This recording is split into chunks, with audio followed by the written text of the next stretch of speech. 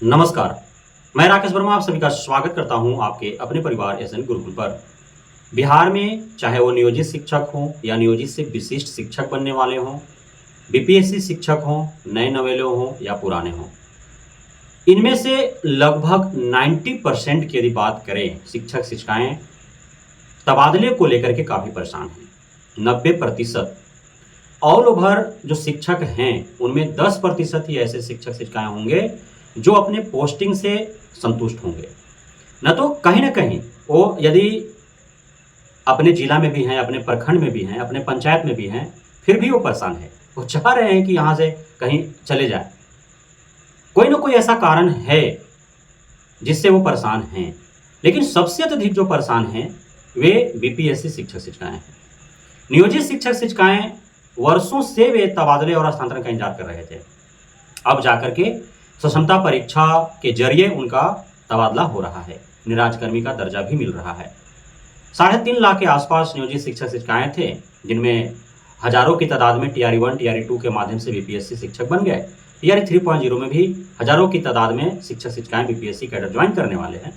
और जो बच्चे, उनमें से आधे लगभग सक्षमता परीक्षा फेज 1 के जरिए ही उन्होंने तबादला लेने का प्रयास सफल कर लिया है और उनकी काउंसलिंग चल रही है। काउंसलिंग के बाद उनका मनचाहा विद्यालय में पोस्टिंग भी हो जाएगा, जिस प्रकार से लगातार अपर मुख्य सचिव डॉक्टर एस सिद्धार्थ एवं शिक्षा मंत्री सुनील कुमार का बयान आ रहे हैं।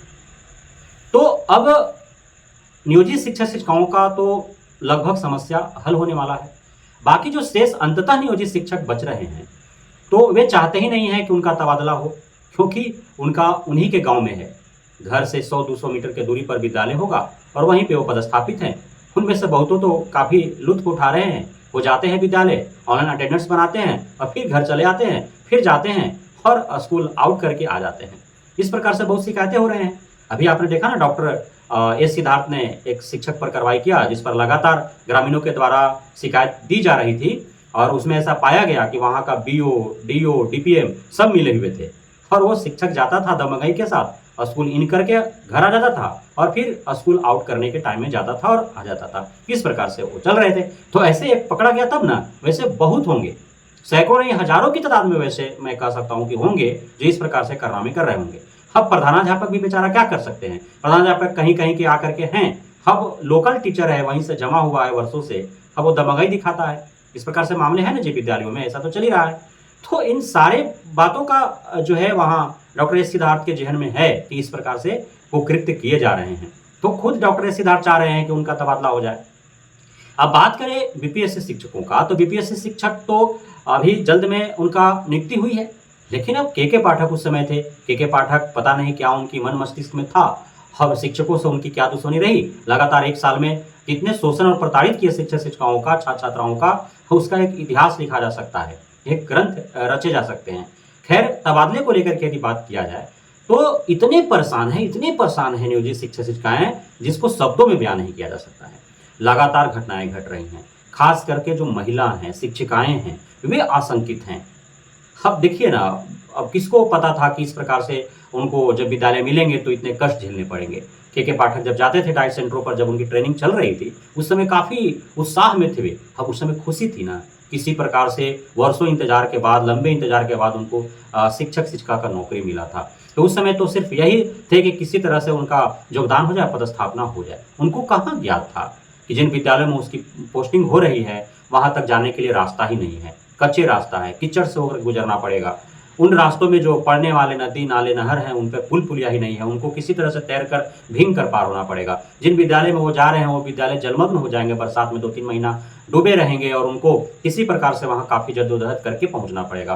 किन्हें पता था कि उनको पहाड़ी क्षेत्रों में, जंगली क्षेत्रों में, उनको सुनसान इलाकों में जाना पड़ेगा। इसका रास्ता मुख्य मार्ग से जुड़ता ही नहीं है, यातायात का कोई साधन नहीं है। उनको रिजर्व में डेली आना और जाना पड़ेगा, डेली 300-500 रुपये उनको आने जाने के क्रम में खर्च करने पड़ेंगे। किनको पता था कि सुनसान इलाकों से होकर के जाएंगे, पहाड़ी जंगली क्षेत्रों से होकर के जाएंगे तो वहाँ असामाजिक तत्व उनको इंतजार करते रहेंगे, उन पर कमेंट करेंगे, तंज कसेंगे, उनके साथ दुर्व्यवहार करने का प्रयास करेंगे। तो किनको इस प्रकार से कुछ अज्ञात थे, तो कोई किसी को ज्ञात नहीं था।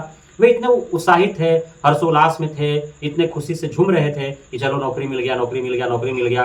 हाँ सर, ठीक रहेगा सर, मजा आएगा सर। इसी प्रकार के आप डाइट सेंटरों पर सुनते होंगे के पाठक का किस प्रकार से तिलक लगाए जाते थे, उन पर पुष्प वर्षा किए जाते थे। जब वो डाइट सेंटरों में आते थे तो उस समय लगता था शिक्षक शिक्षिकाओं को कि कोई भगवान उनके सामने साक्षात प्रकट हो गया है। इस प्रकार से उत्साहित होते थे के पाठक को देख करके, और के पाठक कुछ भी कहते थे बिना आगे पीछे सोचे समझे, लाभ हानि फायदा नुकसान, और वे हाँ में हाँ मिलाते जाते थे। इस प्रकार से आपने देखा ना डाइट सेंटरों पर। लेकिन उस समय तक पता नहीं था ना इसलिए कि बिहार का ग्रामीण क्षेत्र इतने सुदूर हैं कि वहाँ कुछ ही दिनों में सब जो है वो बेचैन हो जाएंगे तबादले को लेकर के। तो अब आप देख पा रहे हैं किस प्रकार से कैंपन चलाया जा रहा है सोशल मीडिया पर, एक्स हैंडल पर।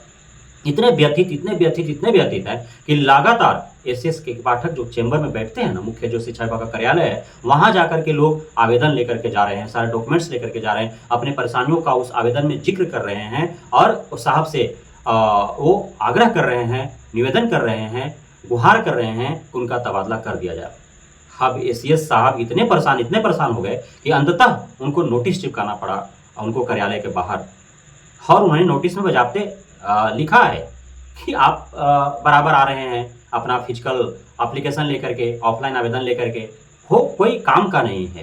क्योंकि आप सभी को ज्ञात है कि प्रक्रियाधीन है आपका, जो जिस नियमावली के तहत आप सभी का नियोजन हुआ है या आपका बहाली हुआ है, तो उस नियमावली में कुछ ऐसे पेच हैं जो तबादला में परेशानी का सबब बन रहा है। इस वजह से उसमें अब संशोधन किए जा रहे हैं और वो प्रक्रियाधीन है। जैसे ही संशोधन हो जाएगा नियमावली में, ऑनलाइन आवेदन लिए जाएंगे। भाई आप सभी ऑनलाइन आवेदन करेंगे, जिन जिन को कष्ट है, परेशानी है, जो तबादला चाहते हैं, वो सभी ऑनलाइन आवेदन करेंगे।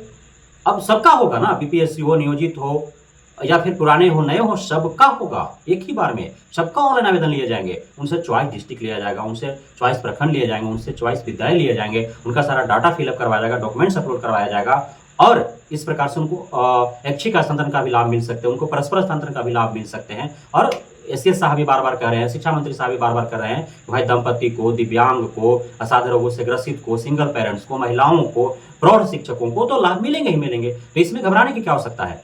लेकिन अब इतने चिंतित, इतने व्यथित हैं, लग रहा है बीपीएससी शिक्षकों को कि जितना जल्दी हो जाए, तो इतना जल्दी कैसे हो जाएगा। आपको थोड़ा धैर्य रखना पड़ेगा, इंतजार करना पड़ेगा। एसीएस साहब और शिक्षा मंत्री पूरी तरह से सजग और सतर्क है, और सभी शिक्षक शिक्षिकाओं का इसी वर्ष तबादले होगा, यह भी पूरे 99% उम्मीदें हैं। इसलिए आप सभी धैर्य के साथ इंतजार करें। बहुत बहुत धन्यवाद आप सभी साथियों का हमारे साथ जुड़े रहने के लिए, बने रहने के लिए, इतना प्यार देने के लिए, भरोसा बनाए रखने के लिए।